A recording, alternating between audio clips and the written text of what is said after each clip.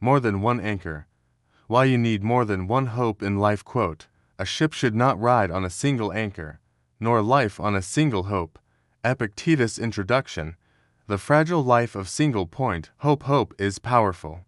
It keeps us alive in the dark, holds us together when everything is breaking, and gives us a reason to try again. But what happens when all your hope is placed on one thing? One outcome, one person, one dream? Epictetus warns us. Just as a ship cannot safely rest on a single anchor, life cannot be safely built on a single hope. To tether all your happiness to one thing, a relationship, a job, a dream, is not strength, it is danger disguised as faith. In this essay, we explore what it means to diversify your sources of meaning. We draw lessons from philosophers, saints, and iconic characters across cinema, from Castaway to the Pursuit of Happyness, to show why resilience is found not in clinging harder, but in widening your foundation. Part 1. The Psychology of Fragile Hope. Hope is beautiful until it becomes brittle. When all our energy, identity, and emotional survival rest on one dream, we risk collapse if it fails. Psychologists call this cognitive rigidity, the inability to adapt when our single plan breaks. The Stoics knew this long before psychology. They called it attachment to externals. Anything that can be taken away, a job, love, money, health, is not a safe anchor. Hope should be dynamic, plural, adaptable. Because life is not a still ocean, it's a storm. Part 2. Tom Hanks in Castaway. Hope beyond the island. In Castaway, Chuck survives on an island for 4 years after a plane crash. At first, he hopes for rescue. That hope keeps him alive, until the years pass and rescue never comes.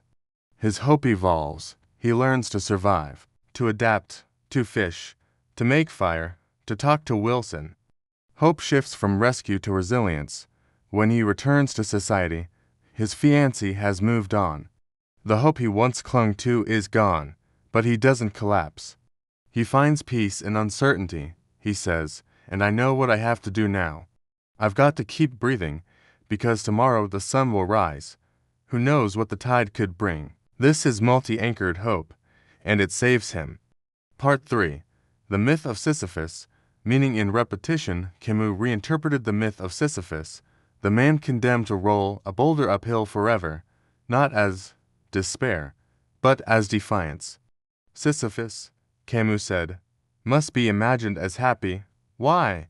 Because he finds meaning not in the outcome, but in the effort. When we place our hope not in reaching the summit, but in rolling with strength, we build unshakable peace. When we diversify hope across process, growth, connection, and courage, we stop being defined by one result. We become free. Part 4. The danger of over-identifying with one role. You're not just a parent, not just an entrepreneur, not just a student. If your entire identity is pinned to one role, when that role ends or shifts, who are you? This happens to retired athletes, divorced partners, laid-off executives. They collapse, not because they failed, but because their identity was single-anchored. A Stoic spreads their anchors: virtue, family, service, solitude, art, purpose. If one breaks, the others hold. Part 5. Viktor Frankl. Meaning in many forms in man's search for meaning. Viktor Frankl describes surviving the Nazi death camps not through optimism, but through flexible, plural meaning. Some days, he hoped to see his wife again. Other days, he focused on helping a fellow prisoner. Some days, his anchor was a manuscript he hoped to rewrite. The hope changed, but the will to live stayed. Frankl teaches, don't cling to one thing. Cling to life, and find new reasons each day to stay alive. Part 6. The Pursuit of Happyness. Anchors beyond income. In The Pursuit of Happyness, Will Smith plays Chris Gardner, a man struggling with homelessness while raising his son. He clings to hope, but not just in a job offer.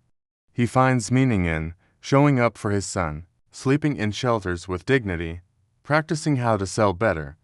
If his only anchor was make money, he might have crumbled. but his identity is built on persistence, love, and learning, not just results, and that carries him through. Part 7. The Stoic Practice of Premeditatio Malorum. Stoics practice premeditatio malorum, visualizing things going wrong in advance. Why? To prepare emotionally, to unhook their peace from single outcomes, to build multiple anchors. If one plan fails, another is ready. If one door closes, another path exists. This isn't pessimism, it's strategic resilience. Don't put all your peace in one plan. Don't put all your joy in one person. Let your hope be like stars, spread across the sky. Part 8. Faith, Philosophy, and Diversified Grace. Even in religion, wise believers diversify spiritual hope. The Christian doesn't hope only for heaven, but also for peace, love, growth. The Buddhist doesn't cling to rebirth, but finds freedom in mindfulness now. The Stoic doesn't hope for success, but for virtue. Faith, too, is strongest when it's not brittle. When it bends with the wind, it doesn't break. Part 9. Anchors you can build right now. Here are 5 types of hope you can cultivate today. Relational hope, in friendship, family, community. Creative hope, in your art, ideas, imagination. Physical hope, in health, training, movement. Spiritual hope, in connection, silence, purpose. Moral hope, in becoming a better human. No one hope should carry your soul, but many together can hold you through any storm. Part 10. Conclusion. Anchor wide. Live deep. Your life is not a single harbor. Your worth is not a single role. Your strength is not a single victory. You are an ocean-going vessel. You need more than one anchor.